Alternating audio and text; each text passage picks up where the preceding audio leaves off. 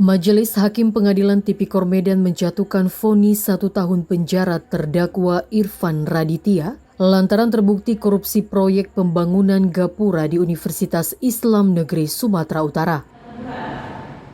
Irfan Raditya merupakan mantan pemain timnas AFF Cup U20 di Kota Palembang pada 5 sampai dengan 19 Agustus 2005.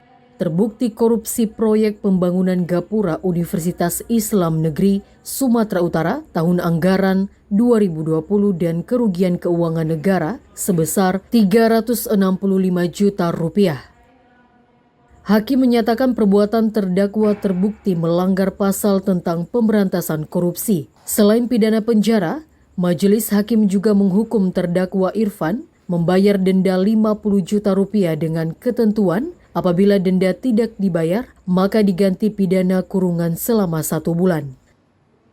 Sedangkan hal meringankan terdakwa bersikap sopan selama persidangan dan telah mengembalikan kerugian negara. Dan hal memberatkan perbuatan terdakwa Irfan Raditya tidak mendukung program pemerintah dalam pemberantasan tindak pidana korupsi. Lalu Hakim Ketua Sarma Siregar memberikan kesempatan kepada Jaksa Penuntut Umum Cabang Kejaksaan Negeri di Pancur Batu dan terdakwa Irfan Raditya untuk menyatakan sikap. Lantaran kedua pihak telah menerima vonis ini, berarti putusan ini telah berkekuatan hukum tetap atau inkrah, kata Hakim Sarma menanggapi jawaban JPU dan terdakwa Irfan Raditya pada Kamis 10 April 2025. Sebelumnya JPU menuntut terdakwa Irfan selama 1,5 tahun penjara dan denda Rp100 juta subsidiar 4 bulan kurungan.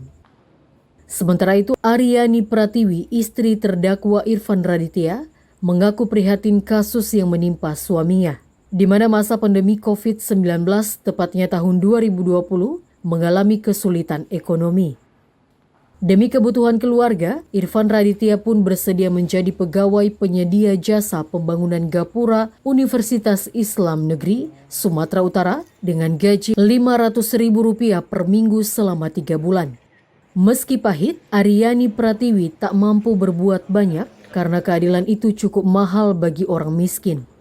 Pasalnya sejak suaminya ditahan Kejari Deli Serdang, belum pernah menjenguk suaminya karena faktor ekonomi.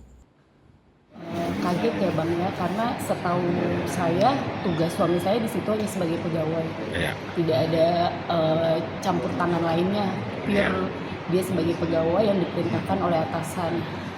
Kaget pastinya Bang. Lalu ada ke depannya ini semacam upaya nggak ada lagi ya? Kalau kita sih ya cukup terima kasih aja sama majelis, sudah ya cukup puas lah, meskipun ada beberapa yang sebenarnya kurang terbuka ya. Iya, karena kan tahu seharusnya nggak cuma satu orang, cuman ya kalau kita insya Allah ikhlas menerima dengan putusan yang diberikan oleh majelis. Sementara uang itu nggak pernah dinikmati ya? Tidak pernah sama sekali. Suami saya di situ sistemnya gaji seminggu Rp500.000, tidak ada lagi. Kerja juga cuma 3 bulan. 3 bulan berarti ya. Kalau sebulan itu kerjanya sih lebih dari 3 bulan, tapi digaji cuma selama 3 bulan aja. Sisanya suami saya ya kerja gitu aja, cuma dijanjikan tapi tidak ada gaji, makanya suami saya keluar. Dari Medan, Tony Hutagalung, Orbit Digital memberitakan.